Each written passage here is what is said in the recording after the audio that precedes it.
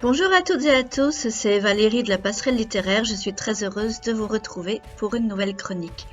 Souvenez-vous, début mars, nous avions commencé avec Merveille de Saint-Joseph. Vous retrouverez la chronique écrite sur le site de la Passerelle littéraire. Vous avez le lien dans la description.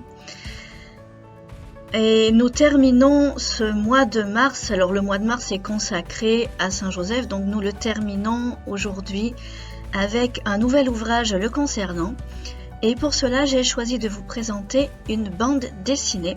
Alors je ne suis absolument pas coutumière des bandes dessinées, moi je préfère les romans, mais celle-ci m'a vraiment fait de l'œil. Elle s'appelle Le Veilleur. Voilà, donc Le Veilleur, une vie de Saint-Joseph aux éditions de l'Emmanuel de Advis et Valembois. Alors, avant de vous parler du contenu de cette bande dessinée, je vais vous montrer quelques images. Hop là, ouvrir au hasard.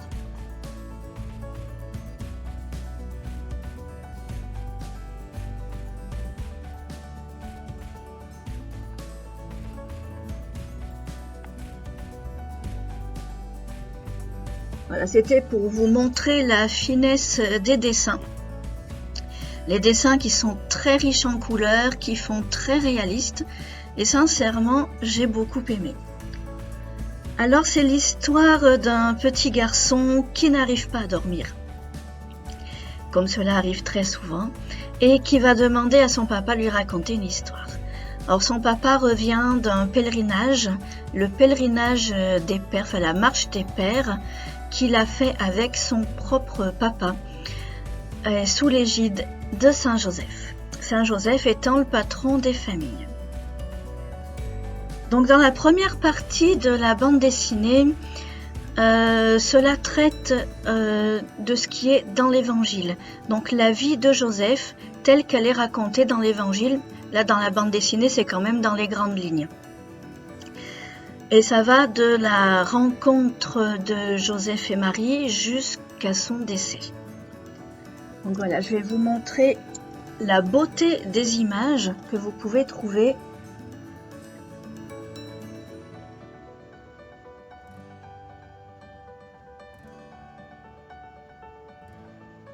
Qui relate donc la première partie de cette bande dessinée avec l'histoire comme on la trouve dans l'Évangile. Et ensuite, moi j'ai été très surprise parce qu'on va nous parler des apparitions et des miracles de Saint-Joseph. Alors même si dans les merveilles, j'avais rencontré plusieurs de ces événements, je ne connaissais pas tout et là j'en ai découvert.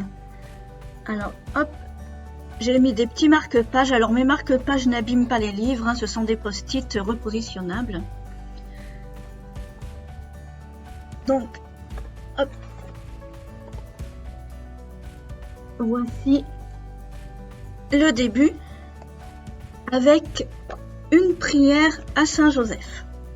Je ne vais pas vous la dire, vous la découvrirez dans le livre, mais c'est une petite prière très simple, très visuelle.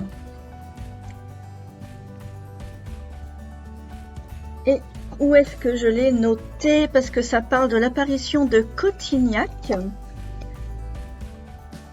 Alors Cotignac est un tout petit village provençal situé à quelques kilomètres de Brignoles.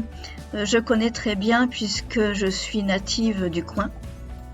Mais par contre, je ne connaissais absolument pas la légende, l'histoire de l'apparition de la Sainte Famille à Cotignac. Donc voilà, vous la découvrirez dans cette bande dessinée. Vous allez trouver aussi l'histoire de l'escalier de Santa Fe. Hop, je vous montre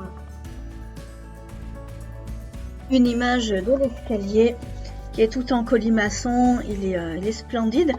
En fait, en gros, c'est l'histoire de sœurs qui se sont installées dans la ville de Santa Fe aux États-Unis et elles décident de construire une chapelle. Sauf qu'à la fin de la construction, elles s'aperçoivent qu'il manque un escalier. Donc elles vont prier Saint Joseph. Et un jour, il y a quelqu'un qui vient taper à leur porte en disant « Ben voilà, moi je suis menuisier, j'ai entendu dire que vous avez besoin d'un escalier, donc je vais vous le faire. » Et au moment, alors l'escalier se fait, hein, il est terminé, et au moment où les sœurs vont pour demander à ce menuisier combien lui doivent pour son travail, le menuisier a disparu. Donc voilà, c'est cette belle histoire. On a aussi, hop là, je vais y arriver. Alors voilà, on revient de nos jours avec l'histoire de ce petit garçon qui est avec ses parents et la voiture, la 2 chevaux, a 2 pneus à plat. Alors il pleut, c'est la grande misère, comment est-ce qu'on va faire, etc. Et le petit garçon va se mettre à prier Saint Joseph. Et au moment où il termine sa prière, il y a un monsieur qui ressemble à Saint Joseph qui arrive et qui va les aider. Donc le petit garçon est certain que c'est Saint Joseph, sauf que lui il dit « Oh bah non, pas du tout, moi je m'appelle pas du tout Joseph. » Mais voilà, le petit garçon, lui, en est persuadé et c'est une très très belle histoire. On a aussi l'histoire de Babouchka. Voilà, donc Babouchka qui se trouve en Russie. C'est encore une histoire avec Saint Joseph, côté russe. On a une autre histoire encore. Je vous montre les images où vous pouvez reconnaître Saint Joseph, mais apparemment ce n'est pas lui. Le mystère reste entier. C'est la légende, apparemment c'est en Bretagne, hein, puisque c'est la légende de Lanvraz, qui veut dire la grande lande près de Locminé. Voilà, et pour terminer, on a encore une autre histoire qui se passe de nos jours, celle-ci, où des sœurs avaient besoin d'une certaine somme d'argent. Et en priant Saint Joseph, elles ont obtenu cette somme d'argent. Donc voilà, je vous montre encore l'image.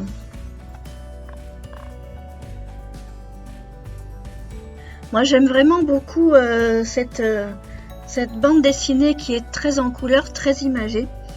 Par contre, moi je la conseille à vous, adultes.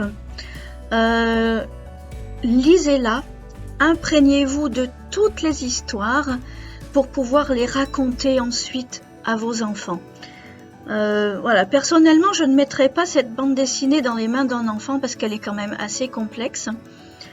Mais je trouve qu'un grand ado ou un adulte peut la lire, s'en imprégner pour pouvoir la conter ou la raconter par la suite aux plus jeunes. Voilà, le soir à la veillée, au coin de la cheminée.